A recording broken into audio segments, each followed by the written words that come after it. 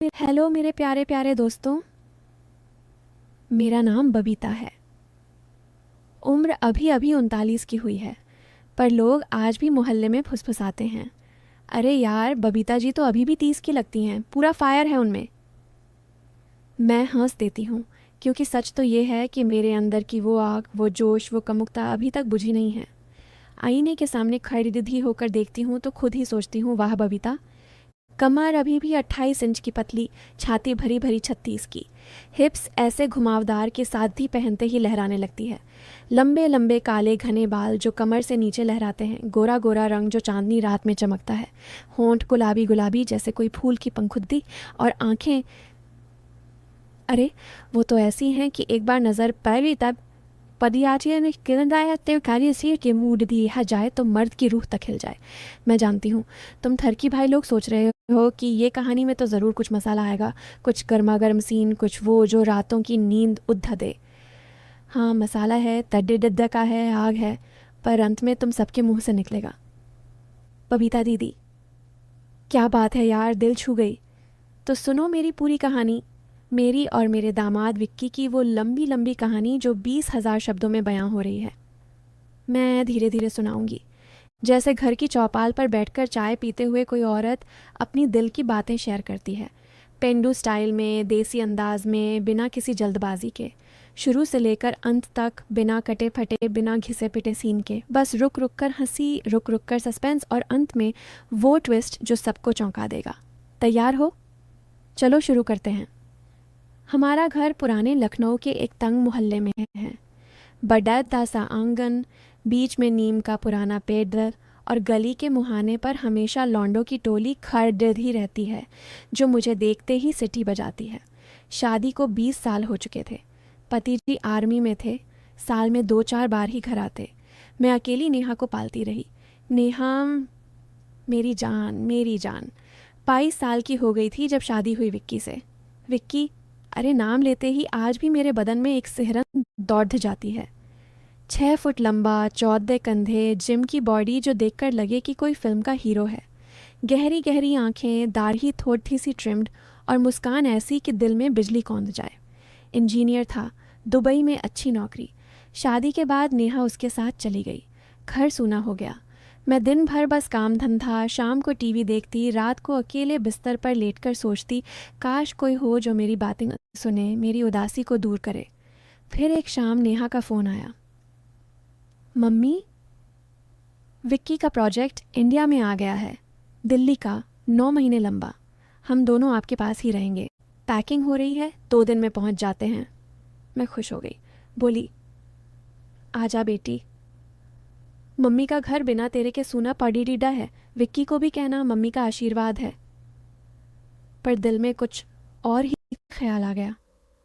विक्की, वो लद्दद का जो शादी में मुझे देखकर इतना शर्माया था, अब घर में रहेगा। 9 महीने लंबा वक्त है ना। 2 दिन बाद वो पहुंचे। ट्रेन से उतरकर ऑटो में घर आए। नेहा ने गेट खोला, मैं बाहर निकली। विक्की ने झुककर पैर छुए। उसकी गर्म सांसें मेरे पैरों पर लगीं। मैंने उसे उठाया, गले लगा लिया। उसकी चौधी छाती से मेरी छाती टकराई। एक पल को लगा जैसे जैसे करंट दौड़ गया। उसकी बॉडी इतनी सॉलिड, इतनी गर्म। मैंने खुद को संभाला, मुस्कुराई और बोली, आजा बेटा, अब ये घर तेरा भी है। सामान रखो, चाय बनाती हूँ। नेहा अंदर चली गई। मैं विक्की को अंदर ले गई। वो मेरी सादी को देख रहा था। मैंने उस दिन नीली सादी पहनी थी, पल्लू हल्का सा ढीला। वो नज़रें मेरी कमर पर अटक गईं। मैंने जानबूझकर पल्लू ठीक किया, थोड़ा सा पेट दिखा दिया। वो शर्मा गया, नज़रें फेर लीं। पहले हफ्ते सब बिल्कुल नॉर्मल चला। विक्की सुबह 8:30 ऑफिस निकल जाता, शाम 6:30 लौटता। मैं और नेहा दिन भर किचन में हंसी मजाक, कभी पुरानी यादें ताज़ा करती। रात को तीनों डिनर साथ खाते, टीवी देखते। पर धीरे धीरे मुझे लगा कि विक्की की नज़रें मुझ पर ज़्यादा टिकने लगी हैं। सुबह जब मैं चाय बनाती, वो किचन में आ जाता। मम्मी जी, चाय में चीनी कम है क्या, कहकर मेरे पीछे खड़ा हो जाता। उसकी सांसें मेरी गर्दन पर लगती। मैं जानबूझकर थोड़ा सा झुक जाती, साथी का पल्लू सरक जाता। वो देखता रहता। एक दिन मैंने ग्रीन साथी पहनी, पतली वाली, सब्जी काट रही थी। विक्की आया, पीछे खड़दा, बोला, मम्मी जी कुछ मदद। मैंने मुद्दा कर देखा नज़र कमर पर। साददी थोड़ी सरक गई थी, पेटीकोट का नाधा दिख रहा था। मैंने जानबूझकर झुककर नीचे का डिब्बा खोला। पल्लू पूरा गिर गया, कमर नंगी, विक्की की सांसें तेज़। मैंने पलट कर देखा, उसकी पैंट में उभार साफ। मैंने हंसकर कहा, क्या हुआ दामाद जी, सब्जी में मिर्ची ज़्यादा लग गई? वो लाल हो गया, बाहर भागा। उसके बाद तो जैसे खेल खुल गया। मैं जानबूझकर सादी थोड़ी लो वेस्ट बांधने लगी, पल्लू ढीला रखती।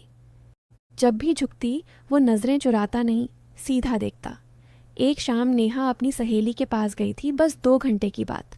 घर में सिर्फ मैं और विक्की। मैंने सोचा आज तो थोड़ा मसाला डालूं। लाल ट्रांसपेरेंट सादी पहनी, अंदर लेस वाली ब्लैक ब्रा और पैंटी।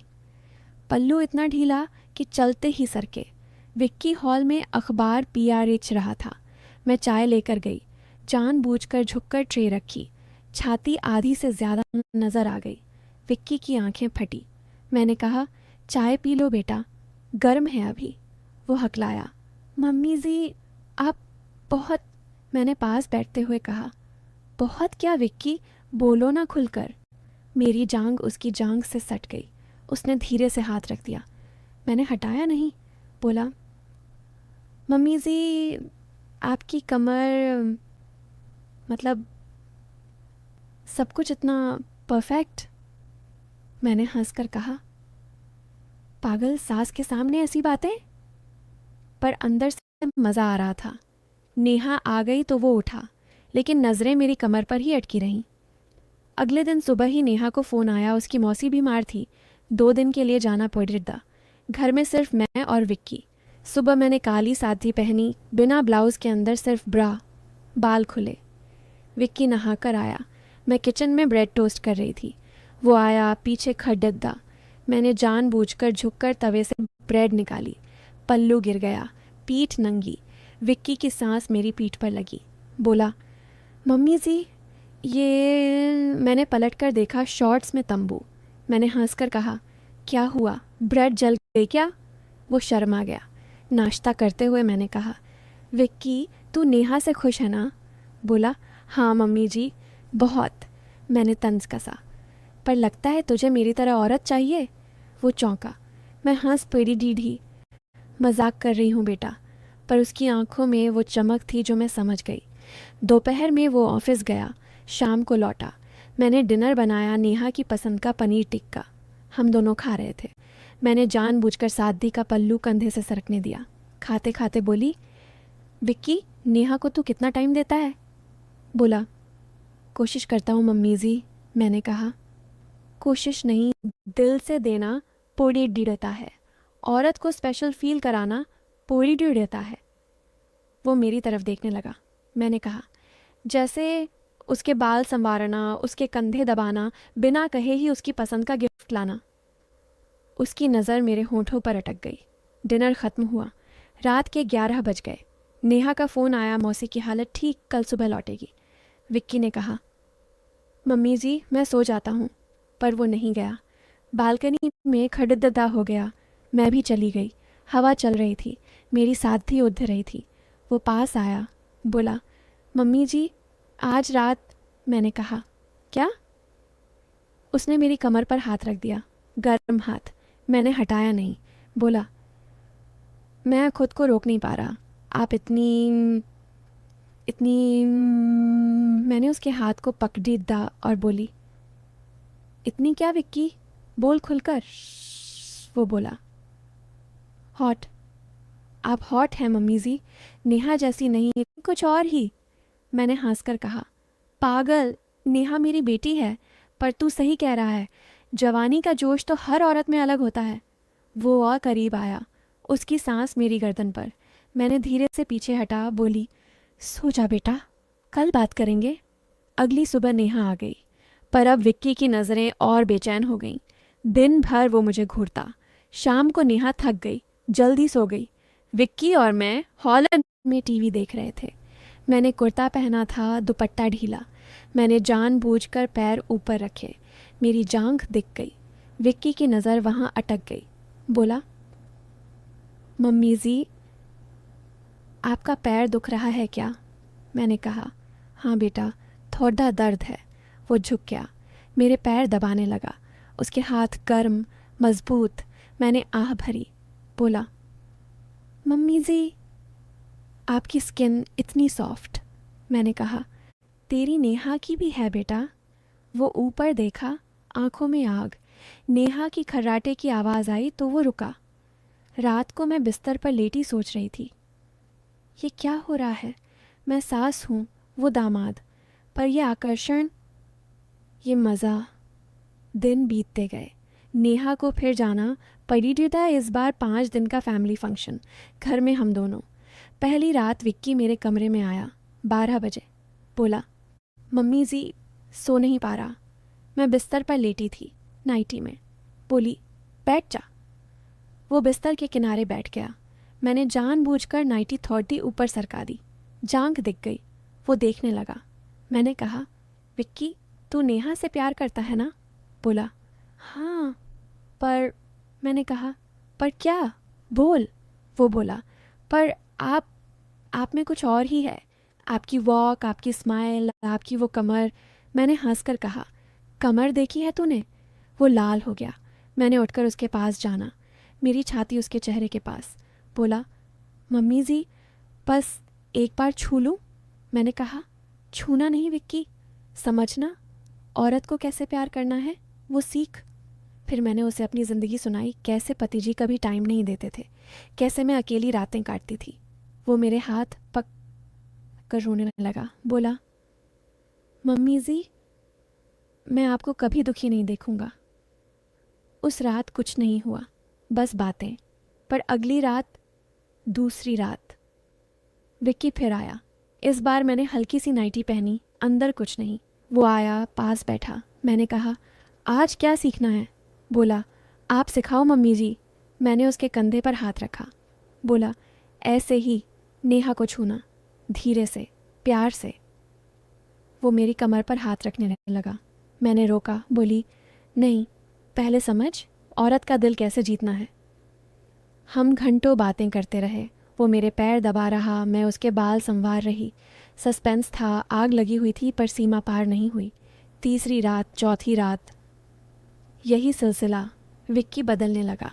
नेहा को फ़ोन पर सरप्राइज़ देने लगा, उसके लिए गिफ्ट ऑर्डर करने लगा। नेहा खुश। मुझे फ़ोन, मम्मी, विक्की ने क्या कर दिया है, फूल भेजे हैं दुबई से। नेहा लौटी, पर हमारा सिलसिला रुका नहीं। नेहा सोने के बाद रात 1 बजे छत पर मिलते, कभी बालकनी में, कभी किचन में चाय बनाते। मैं उसे सिखाती, औरत को सम्मान दो, उसकी आंखों में देखो, उसके सपनों को पूरा करो। वो मेरी कमर पर हाथ रखता, मैं हटा देती, लेकिन मुस्कुरा देती। सस्पेंस बढ़ता जाता। एक रात नेहा को शक हो गया। वो छत पर चली आई, हमें देख लिया, रोते हुए बोली, मम्मी, विक्की, ये क्या? मैंने उसे गले लगाया। बोली, बेटी, कुछ गलत नहीं, बस मैंने तेरे पति को सिखाया कि तुझे कैसे प्यार करना है। नेहा रोई, फिर हंस पी डिडी। बोली, मम्मी, तुम बेस्ट हो, मेरी शादी बचा ली। ट्विस्ट ये था, नेहा प्रेग्नेंट हो गई।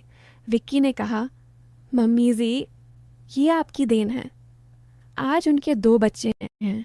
विक्की आता है तो मेरे कान में कहता, मम्मी जी, आपकी आग ने मुझे जला दिया, पर अच्छे से। तो दोस्तों, ये थी 20,000 शब्दों की मेरी कहानी। मसाला था, आग थी, पर अंत में प्यार। सब्सक्राइब करो, नाम कमेंट में लिखो। नमस्ते।